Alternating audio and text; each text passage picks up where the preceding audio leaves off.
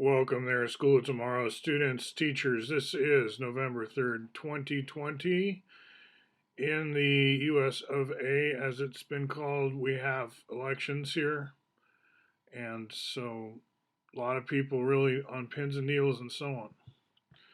Now, I'm not getting paid to say that I am having Soylent for breakfast because nor have I been asked by Soylent to say anything at all about Soylent. I just happen to be mentioning it and I am drinking it, and I partly do this to confuse the culture of you can only promote products if you're being paid to do so or being asked to do so.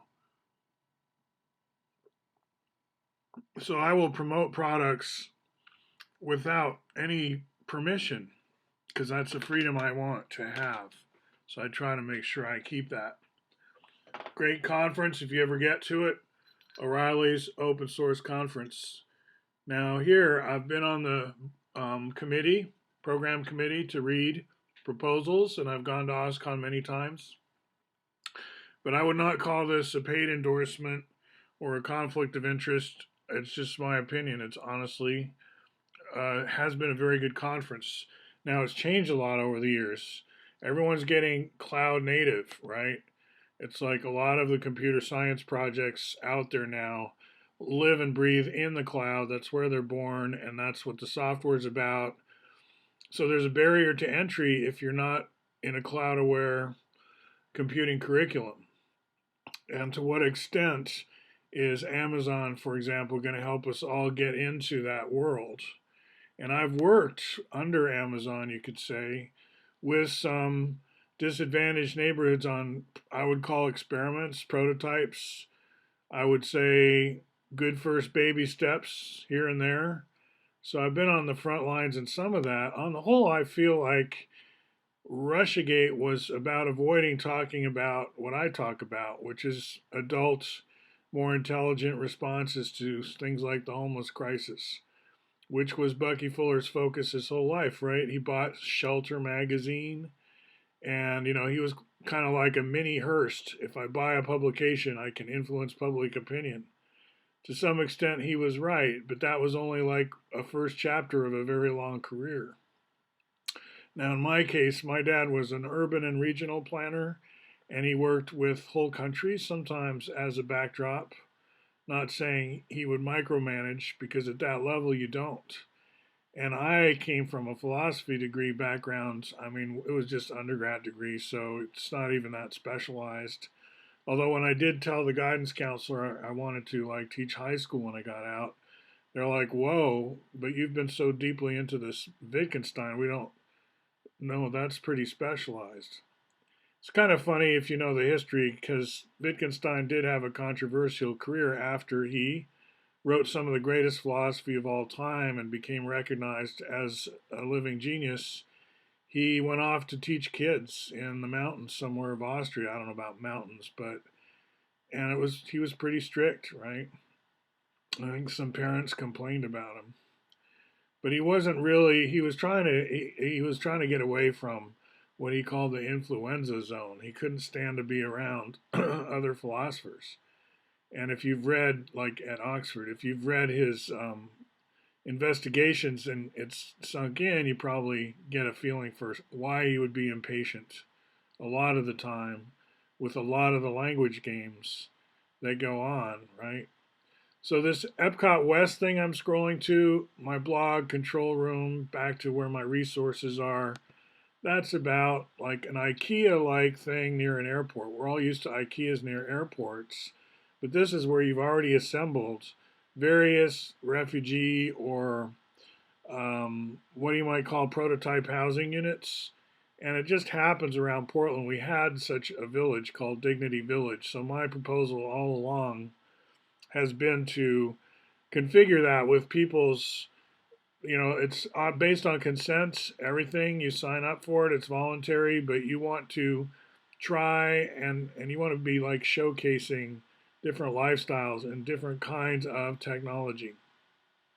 And we're really hoping to get aerospace helping in the sector. That again was Fuller's vision. How do we bend our aerospace savvy and know-how, which is our highest tech, towards solving shelter problems. And you know, he got a lot of pushback from architects. You might think architects loved him, but they did not, because he challenged the whole thing of you suck up to a rich person and you build a one of a kind monument to their ego and move on, right? That whole style of express your individuality through architecture, prove something, right? Now, there are things about cars, for example, we don't expect all cars to be that different. There's the utility of just having an affordable car, and a lot of them are hard to tell apart these days. So if you think of your housing unit as something metallic and not just a tent in the wind and the rain, because that's what we have around Portland here. And everyone's expecting the public sector to do something, not really realizing we don't any longer have a public sector. And the private sector has no responsibilities. It's not coded into the software, you could say, that any private sector, they can offer charity maybe, right? And they can do a little bit of showcase, but they're not a government. They don't have public sector responsibilities. And yet the public sector has been effectively highly cannibalized. So we're in a quandary, and everyone's watching and seeing that Americans are either going to figure it out or not, right? And again, I think figuring out in part would be go back to your American heritage and what was Old Man River City anyway. It's in Wikipedia, but it's almost just a stub page. 99% of you will know nothing about it. And this is, again, a big block on your history, your memory, your whole amnesia. What Gore Vidal called the United States of amnesia, that's true. If you can't remember your own culture and its history, then you're basically just a sort of a thinly programmed. I mean, not only are you just a bot, but the coding isn't even that good, right? It's not even that interesting to be such a bot. So I recommend upgrading your curriculum as soon as possible by whatever means. And I'm glad for people who are collaborating with me, but don't wait for my attention in any way. I don't want to be any way a bottleneck here. I'm going to emphasize that. I'm one guy teaching a course that I think is on target as to more of what we need.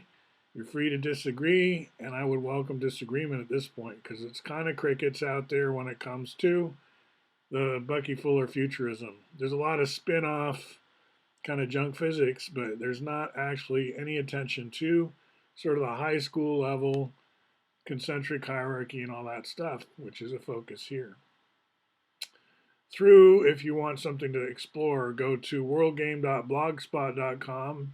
If that's not too hard, do get ready to have your bookmarks ready in your, like the way to approach my stuff is open a browser, find a front end like grunch.net or worldgame.blogspot.com, and just bookmark a few things. Don't read everything all at once. Come back later and read more. And do this kind of round robin multitasking that we do anyway in life, right? We can't do, when you do laundry, you don't just stand there and watch the laundry spin, or maybe you do, but usually at a laundromat, the hope is you will go shopping while you're there. And if you're not using a laundromat while it's running in the basement, you do stuff elsewhere. I would say a quote unquote housewife, that's a that's a stereotype role, but a real one, knows about multitasking, right?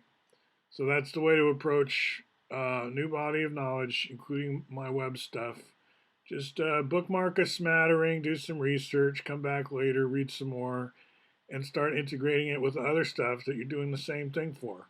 And gradually, you can customize your worldview to what works for you. No one else is in charge of that.